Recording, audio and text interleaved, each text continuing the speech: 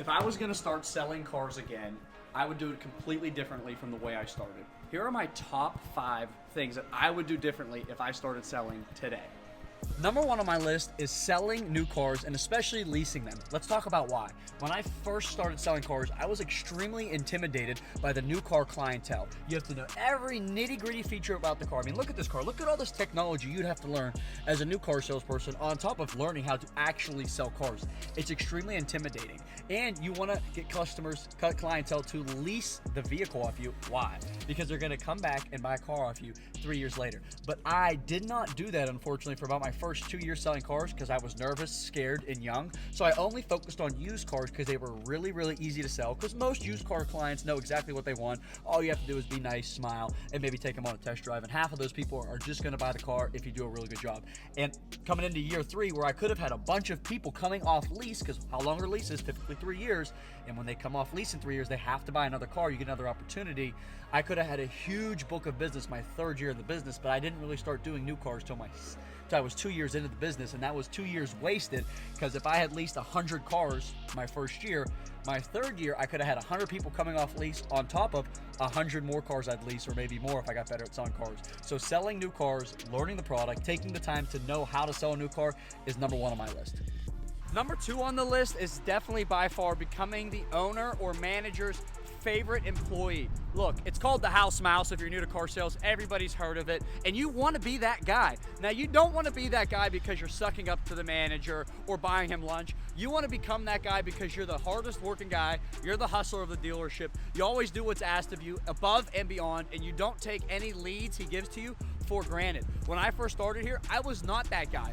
There was already a guy that got all the leads from the owners and managers. And I slowly became that guy because when I got the opportunity from a manager or the owner of the dealership to handle their customers, I gave them a world-class experience that I knew they had to tell the owner of how good of a job I did. And bit by bit, I slowly became the go-to guy because I knew the most about the product. I took care of the customer the best, and I went above and beyond. A lot of people get a client from the owner of the dealership and they kind of half-ass it a little bit. Sorry to swear, but that's what they do because it's the owner's friend and they don't want to go above and beyond because he's buying no matter what. I always doubled down on the owner's friend, and for the most part, 90% of the people that are the manager's friends or the owner's friends go to me because I give them that experience. Now you might ask, why am I saying this outside?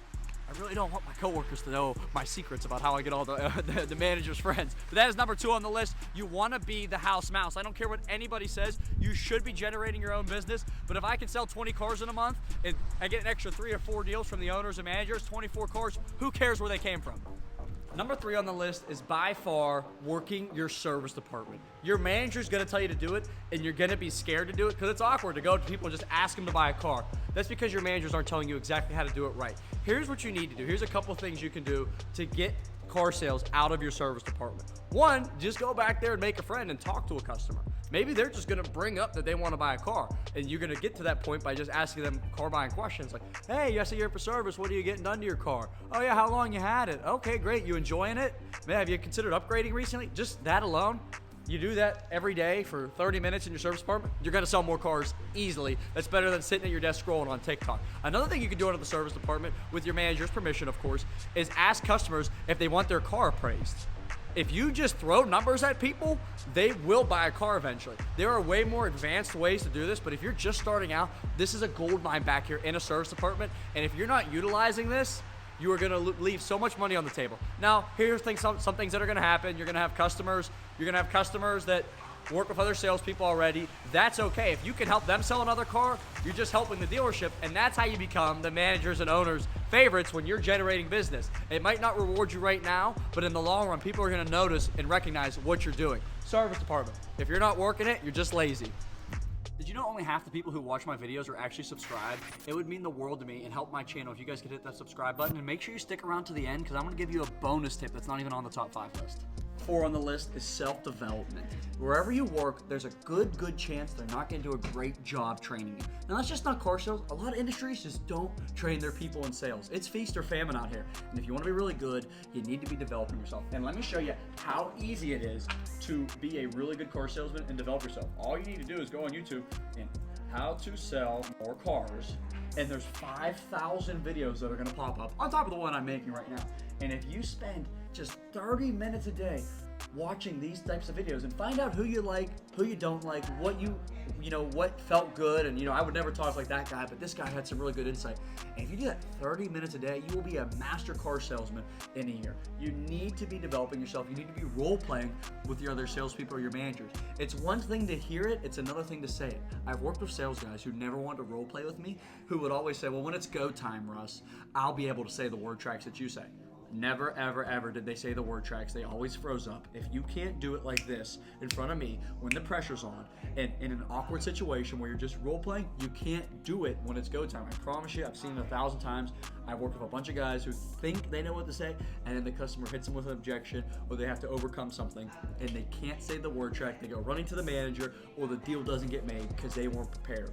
This is your way to get prepared. You need to practice. I don't care if it's with your mom, your grandma, your wife. Say it in the mirror. Record yourself saying these word tracks. Practice with somebody else. You need to be practicing to get better. You don't want to waste these opportunities on clients. You need to be getting better so you can maximize the opportunities you do get. Number 5 on my list is by far the most important, and I wish I had started it sooner. Social media, guys, building a personal brand. Everyone thinks that when I started working here, I just started making social media videos. I actually deleted all my social media when I first started working here, and I didn't make my first video for over 3 years of working here. Think of where I would be at today if I had started social media very early on. I have 600,000 followers on TikTok, 400,000 followers on Instagram, 100,000 subscribers on YouTube, and over 100,000 followers on Facebook, and I've done this in about 3 years. Imagine if I had 7 years of social media, where I would be today. I don't regret doing what I did, but if I were to go back and start earlier, I would be focusing and hammering out a social media brand. It's repetitions, guys, but you guys might think, oh, Russ, you're good looking, which maybe I'm not, maybe I am, maybe I'm not. Let me know in the comments if you think I am. And Russ, you're a good talker, and you have the right place to do it at. I couldn't do this at my store. Let's go check out the owner of my dealership, who has been able to build a social media brand at almost 70 years old. And let's get his opinion if he thinks anyone can do it, or if it's just a fluke and everyone here at Beyond just knows how to go viral. Let's go get his opinion. So we got King Louie, 1957 on TikTok. Probably going to be at 5,000 followers in 2 months since we're posting this. King Louie, give the people your thoughts on why social media is so important for a salesperson starting today, and an owner, and he's on TikTok. I'm replying I reply to everybody, so I'm sitting here replying to customers. So what'd you ask me again? So if a salesperson was starting today, how important is it to develop a personal brand and be on social media? And to managers and anybody, dealer principals watching, how important is social media moving into this era, and especially the year of 2025? We won't hire anybody that doesn't have a social media presence. We made that decision. So when you come in for an interview, if you don't have a TikTok account, Facebook, Instagram, if not, we're not going to hire you. Because this is how people are communicating today. And I mean, even people my age, 67 years old, are on TikTok. I'm surprised. I mean, I got on it to try to so people could try to get to know me a little bit, so we can maybe get more business. But people communicate differently today, and anybody that's stuck right here is going to be out of the business shortly. In 2014, less than 1% of people said social media influenced their purchasing decision. In 2024, that number was 48% of people say social media influenced something they bought. Is that number going up or down? Without social media today and you're in sales, you're done. You're dead. It's over. You're a dinosaur. So there you have it, guys. Between the relationships you can make with social media, the brand you can build for yourself, the name you can make for yourself, and the people you can meet, and the cars you're going to sell from social media, if you aren't willing to do this, I'm not going to say don't get into car sales, but you better have a bulletproof plan of how you're going to sell cars if you're not planning to use social media. Let's check out the bonus tip. It's the best one yet. And this bonus tip is the most important tip, honestly. It just is hard to do. That's why it wasn't on the top 5 list. I got lucky starting in car sales. I work for a top-notch dealer, a top-notch owner, and a top-notch management team who supports me in everything I do, and I've never been asked to lie to a customer, do anything sleazy, or do anything illegal. This happens in car sales. It's the truth. So if you're looking for a car sales job, you need to vet them. Read the Google reviews. Go to the dealership. Don't just start at the first place that hires you. Find out who works there. Message them. Talk to them privately. Talk to people who are in the business and places they recommend. Beyond Lincoln, where I work, is recommended by every dealership in the area as a great place to work for great owners. The last thing you want to do is start at a dealership, build a brand, get your social media done, get all these customers to buy cars off you, and then you quit at 2.5 years because they ask you to do something you're uncomfortable with, or the manager and you just don't get along because he's a piece of crap and you have to start all over again. It's a car salesman's worst nightmare, or worst case scenario, like a lot of car salesmen do. They stay at their dealership and they're just miserable. Let me know in the comments what you guys think about this video. You guys can either check out my podcast or check out this video right here. This video was a banger. Make sure you check it out. Thanks for watching, guys.